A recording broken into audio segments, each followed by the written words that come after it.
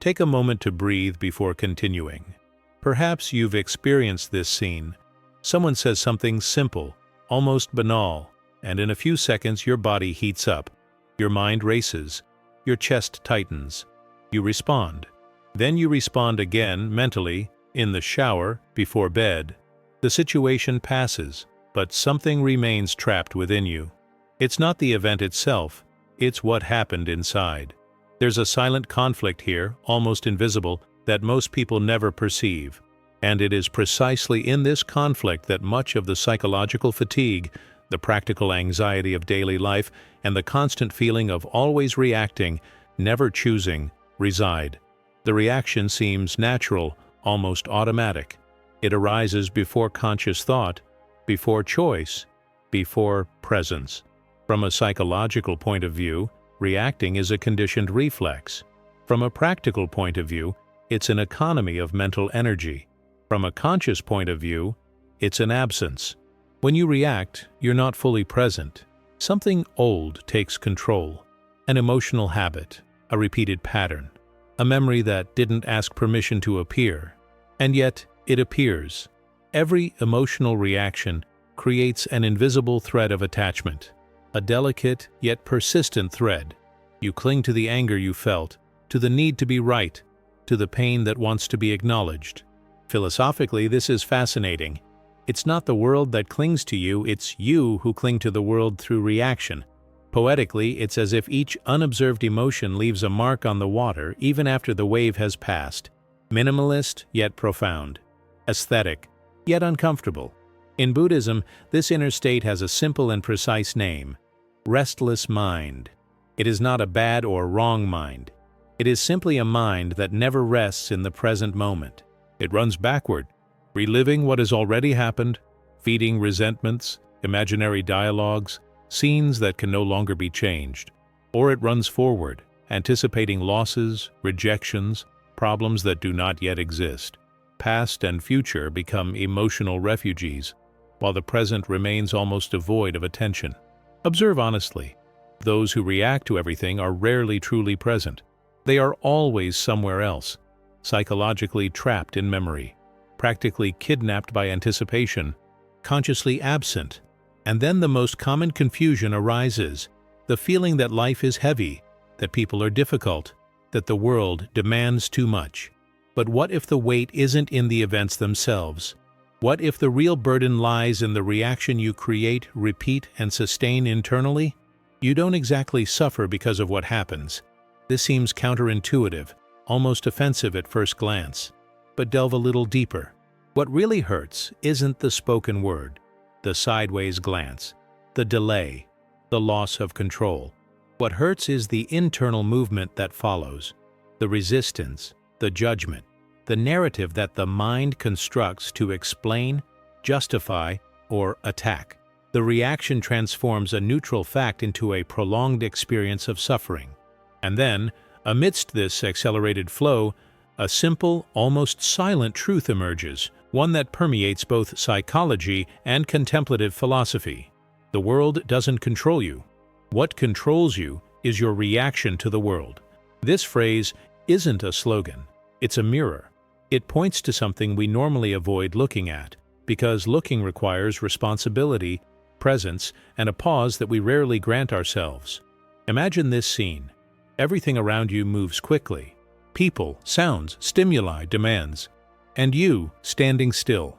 Not out of inertia, but out of awareness. Something begins to change when the reaction doesn't come immediately. Something begins to reveal itself in that small space between what happens and what you do with it.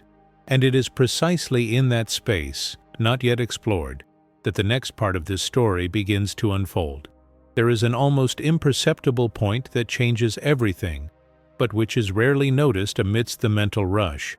Buddhism speaks of this point with an almost disconcerting simplicity. Between stimulus and response, there is a space. It's not just a pretty metaphor. It's a psychological, practical, and profoundly conscious description of human experience. Something happens outside. A word, a look, a loss, a frustration. And before you automatically respond, there is a microscopic interval, a void, a silence. Most people don't enter this space. They rush through it as if fleeing from something they can't name. This space isn't comfortable at first. It dismantles old emotional habits. The mind, accustomed to reacting, interprets the pause as a threat. Psychologically, the ego wants to defend itself. Practically, the body wants to release tension. But philosophically, it is there that something rare is born: inner freedom. Not the romantic idealized freedom, but a concrete, almost physical freedom of not being driven by one's own impulses.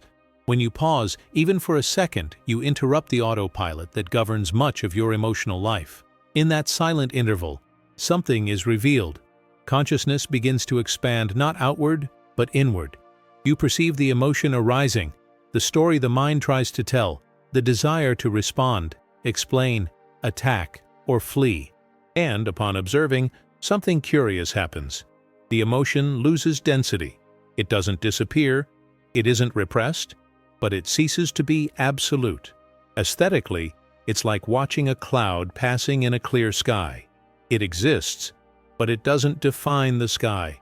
This gaze is minimalist, direct, almost poetic in its simplicity. Many people confuse not reacting with passivity, weakness, or submission. This is a common and deeply psychological mistake. Not reacting is not about remaining silent out of fear, nor about accepting everything without limits. Not reacting is about mastering your own mind before it masters you. It's about choosing the response instead of being hijacked by it. It's about acting from presence, not impulse. In Buddhism, this is not abstract spirituality. It is daily practice of attention, lucidity, and emotional maturity. When you begin to observe instead of react, emotions still arise, but they don't take control. Anger appears, but it doesn't dictate your words. Anxiety manifests, but it doesn't define your decisions. Sadness comes, but it doesn't become your identity. Psychologically, this reduces internal wear and tear. Practically, it improves your relationships. Consciously, it gives you back something essential: your center. And when you recover that center, something silent happens around you. People begin to lose the power they had over their inner state. This doesn't mean the world changes. It means the way it affects you changes.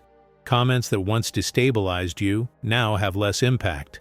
Situations that once consumed you emotionally are now seen with more clarity. There's a subtle inversion here. You stop being a hostage to your reactions and become an observer of your own internal movements. Philosophically, this is a return to autonomy. Psychologically, it's maturity. Consciously, it's presence.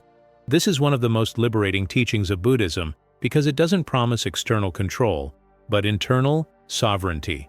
Those who learn not to react cease to be prisoners of their own emotions, not because they stop feeling them, but because they stop being dragged along by them. There is a huge difference between feeling and being possessed, between experiencing and identifying, between living and surviving emotionally. And perhaps the simplest, and at the same time, most difficult, invitation is this: the next time something irritates you, don't do anything immediately. Observe, feel your body, breathe, notice the impulse to act, and choose not to react, at least for a few seconds. This small gesture, repeated over time, begins to reprogram the relationship you have with your mind, your emotions, and the world. If this resonated with you on any level, write simple but powerful words in the comments: pause, awareness, non-reaction, or share a phrase that represents how you feel when you are able to observe instead of reacting. I read everything, and this conscious exchange is part of the path we are building together.